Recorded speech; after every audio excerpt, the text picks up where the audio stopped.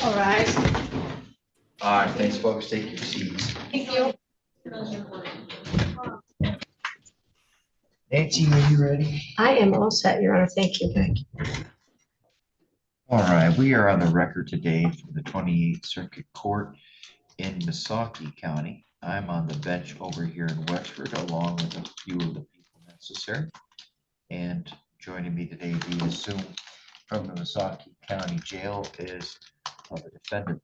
This is People of the State of Michigan versus Tanya Brown. The case number is 25-3642FH. Ms. Brown, are you able to see and hear the court? Yes, sir. Mr. David Denhout, Missaukee County prosecutor, joins me from the courtroom over in Missaukee. Mr. Denhout, are you able to see and hear the court? Yes, Your Honor. Thank you. Here in the courtroom, I have the defense counsel in the file, Mr. Robert Champion, and also Miss Alex Matsky. She is from the Wexford Missaukee Community Correction Program. We are here today because there was alleged violation of probation. Quick look here and refresh my recollection.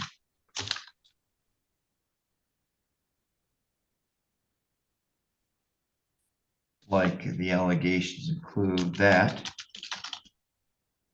and it failed to appear for drug testing as ordered on November 19th and November 23rd of 2025, and then appeared apparently for a drug test on November 25th of 2025, which would have been yesterday. And at that drug test, she allegedly tested positive for methamphetamine. One moment.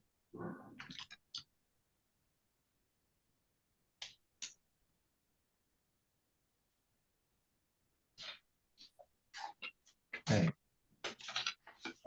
Also,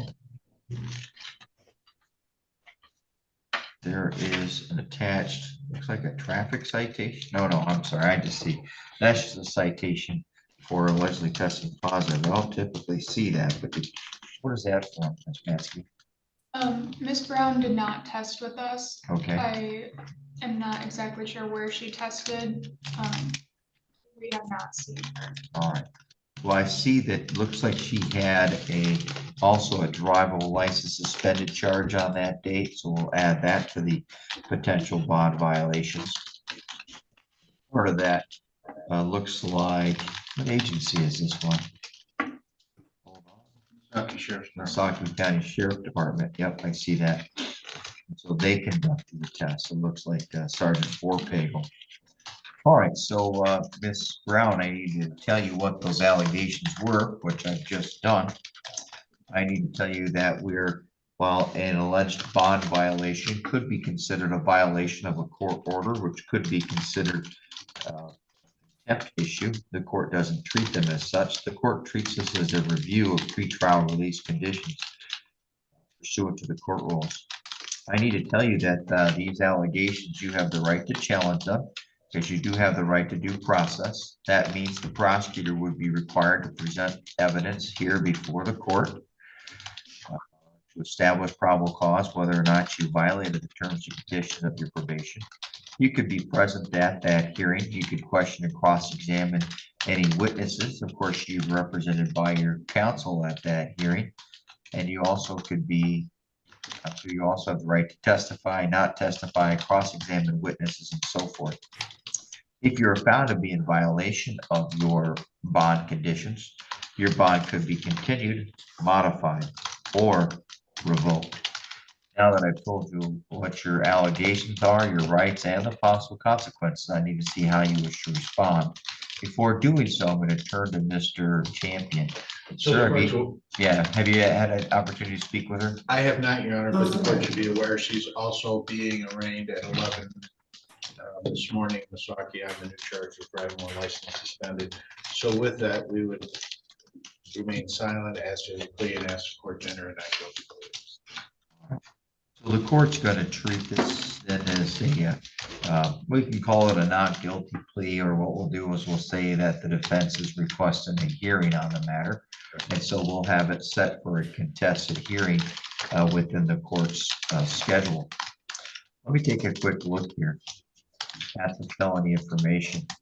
I see here that this is a case involving an allegation of larceny in a building, which is a felony punishable by up to 4 years and $5,000, as well as count 2, lying to a police officer, and an offense involving a potential punishment of 4 years or more, which itself is a high court misdemeanor punishable by up to 2 years and $5,000. Also, that there's a 4th habitual felony offender enhancement that could increase those potential punishments from 2 years to up to 15 years. Okay, and those cases are, that charges, those are we set for a plea, a trial? What do we, would you know where those are? Your Honor, it says for a final pretrial on January 6th with a trial date of January 20th. Okay, all right, thank you. She's not on probation. Is she on probation? For some reason, I thought maybe she was. I didn't. No, sir, I was confused on that. That's okay. Well, we're here today for a bond allegation. If I use the word probation, I apologize. You did, thank you. Yeah, thank you. Unfortunately, I normally mix the two up because they're both not trials and the rights are different than a trial. So I apologize. Anytime I used the word probation earlier, I meant an alleged bond violation. For some reason in my head, though, I had it that you were on a probation for another file, but Mr. Champion assures me that I'm wrong, and I accept that I'm wrong. So we now know that we're going to have this set for a hearing. And the next question is what does the court do with the defendant in the meantime? Well, the court, Mr. Denhoughton, can you tell me a little bit more about Ms. Brown's prior criminal history? It seems like she's had some cases involving controlled substances in the past. Yes, Your Honor. Going in reverse chronological order, in 2021, there was a possession of methamphetamine conviction. In 2020, there was a separate methamphetamine conviction possession. In 2017, there was a felony carrying of a weapons conviction. Going further in time, there are also impaired drunken driving convictions as well. I would like to note that this is not the first violation, that there were prior violations. The defendant failed to enroll in testing timely. There was also a missed test previously. So there were prior violations. The allegations here is the defendant missed 2 more tests. In fact, it's indicated that Community Corrections has now taken her off of testing.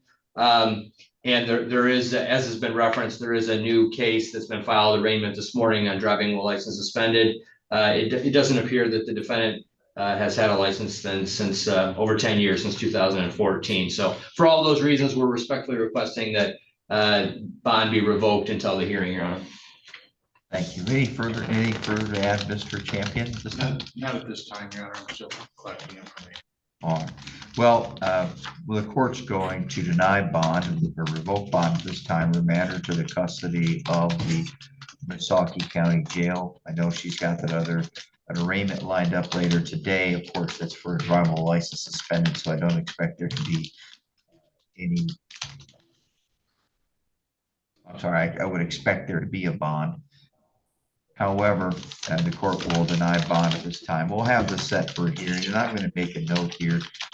Even though she's got that other case pending, I'm going to wait. I'm going to have it set within 7 days next week or so that way I'm not dragging the case and it gets set too far out. I think we've got plenty of time as I looked at my docket before coming here in the court. Anything else today, Ms. Mansky, I need to know about? No.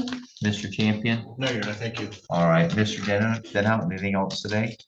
No, Your Honor, thank you. All right, Ms. Brown, this will allow Mr. Champion more time to catch up on all the reports that are all the moving parts here on the file.